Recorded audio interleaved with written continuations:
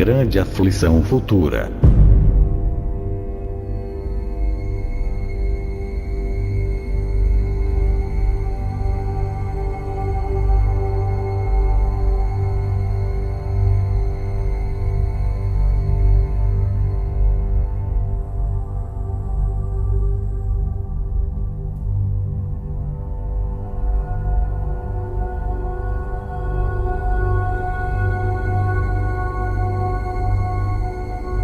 Testemunhos Seletos.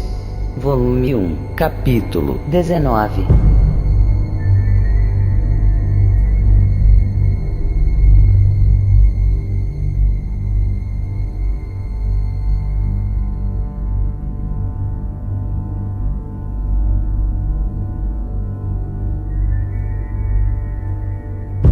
Vi na terra maior aflição do que nunca testemunhamos. Ouvi gemidos e gritos de aflição, e vi grandes grupos em diligente batalha. Ouvi o troar do canhão, o retinido das armas, a luta corpo a corpo, e os gemidos e orações dos moribundos. O campo estava coberto de feridos e cadáveres. Vi famílias desoladas, em desespero, e opressiva necessidade em muitas habitações. Mesmo agora, muitas famílias estão sofrendo privações, mas isto aumentará. O rosto de muitos estava macilento, pálido e desfeito pela fome. Vi que o povo de Deus deve estar estreitamente unido pelos laços da comunhão e do amor cristãos. Unicamente Deus pode ser nosso escudo e fortaleza nesse tempo de calamidades nacionais. O povo de Deus deve despertar. Suas oportunidades de disseminar a verdade devem ser melhor aproveitadas, pois não durarão muito. Foram-me mostradas aflições e perplexidade e fome na terra.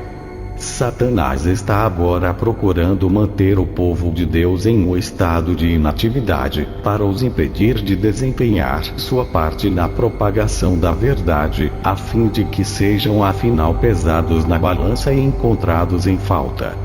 O povo de Deus deve acatar a advertência e discernir os sinais dos tempos.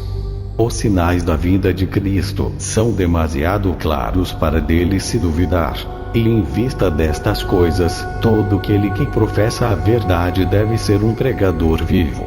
Deus chama a todos, tanto os pregadores como o povo, para que se despertem. Todo o céu está alerta. As cenas da história terrestre estão em rápido desfecho. Achamo-nos entre os perigos dos últimos dias. Maiores perigos se encontram diante de nós, e ainda não estamos despertos. Esta falta de atividade e fervor na causa de Deus é terrível. Este mortal torpor vem de Satanás. Ele controla a mente dos não consagrados observadores do sábado, levando-os a terem suspeitas uns dos outros, a criticar, a serem censores. É sua obra especial dividir os corações, para que a influência, a força e o trabalho dos servos de Deus se mantenham entre não consagrados observadores do sábado, e seu precioso tempo seja ocupado em ajustar pequenas desinteligências, quando devia ser empregado em proclamar a verdade aos incrédulos. Tempo de agir. Foi-me mostrado o povo de Deus, esperando que ocorresse alguma mudança, que um compulsivo poder dele se apoderasse. Mas ficarão decepcionados, pois estão em erro. Precisam agir, precisam lançar por si mesmos mãos ao trabalho, e clamar fervorosamente a Deus por um genuíno conhecimento de si próprios. As cenas que estão passando diante de nós são de magnitude suficiente a fazer-nos despertar, levando insistentemente a verdade ao coração de todos os que quiserem escutar. A seara da terra está quase madura.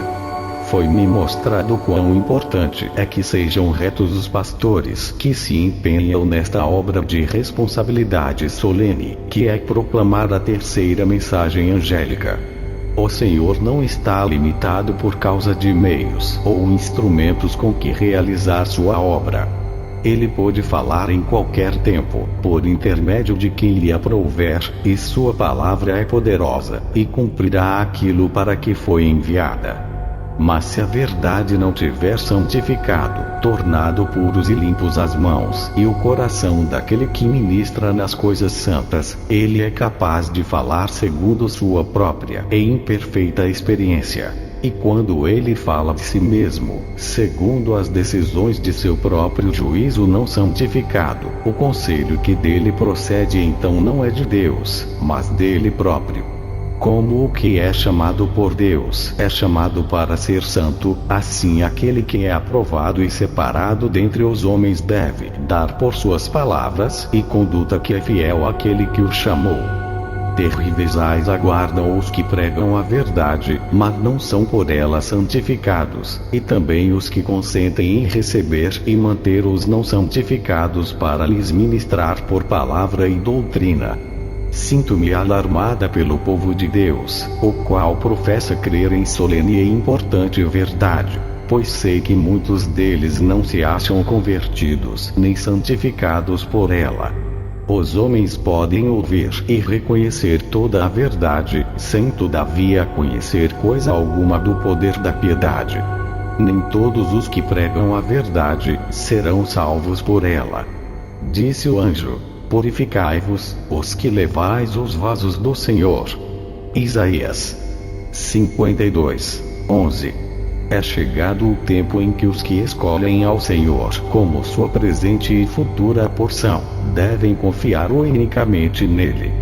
Todos quantos professam piedade devem possuir uma experiência individual. O anjo relator está fazendo um registro fiel das palavras e atos do povo de Deus. Os anjos estão observando o desenvolvimento do caráter e pesando o valor moral.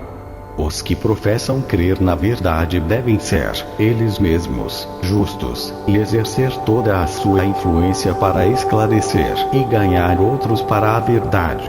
Suas palavras e obras são o veículo através do qual são transmitidos ao mundo os puros princípios da verdade e da santidade. Eles são o sal da terra e a sua luz. Vê que olhando em direção ao céu, veremos luz e paz. Olhando, porém, ao mundo, verificaremos que todo o refúgio nos há de faltar em breve, e todo bem brevemente passará. Não há para nós socorro senão em Deus. Neste estado de confusão da terra, só nos é possível estar serenos, fortes, ou seguros, no poder de uma fé viva. Nem podemos estar em paz, a não ser que descansemos em Deus e esperemos em sua salvação. Incide sobre nós maior luz do que brilhou sobre nossos pais. Não podemos ser aceitos ou honrados por Deus prestando o mesmo serviço ou fazendo as mesmas obras que nossos pais. A fim de ser aceitos e abençoados por Deus como eles foram, cumpre-nos imitar sua fidelidade e seu zelo. Aperfeiçoemos nossa luz como eles fizeram a sua, e façamos como eles teriam feito caso vivessem em nossos dias.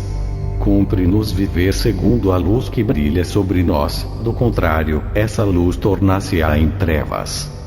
Deus exige de nós que manifestemos ao mundo, no caráter e nas obras a medida do espírito de união e unidade proporcional às sagradas verdades que professamos, e ao espírito das profecias que se estão cumprindo nestes últimos dias. A verdade que atingiu nosso entendimento e a luz que nos incidiu sobre a alma nos julgará e condenará, caso dela nos desviemos e recusemos ser por ela guiados. As terríveis cenas diante de nós. Que direi a fim de despertar o povo remanescente de Deus?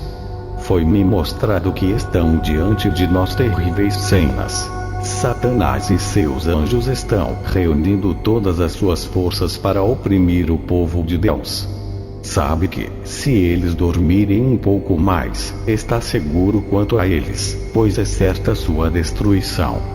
Advirto a todos os que professam o nome de Cristo a que se examinem rigorosamente, e façam plena e cabal confissão de todos os seus erros, a fim de que os mesmos vão antecipadamente a juízo, e o anjo relator possa escrever ao lado de seus nomes o perdão.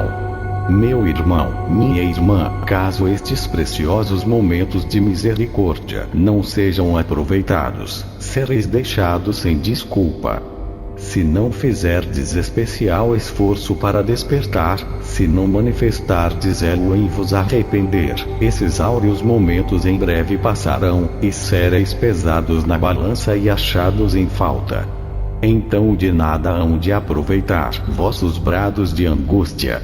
Aí se aplicarão as palavras do Senhor.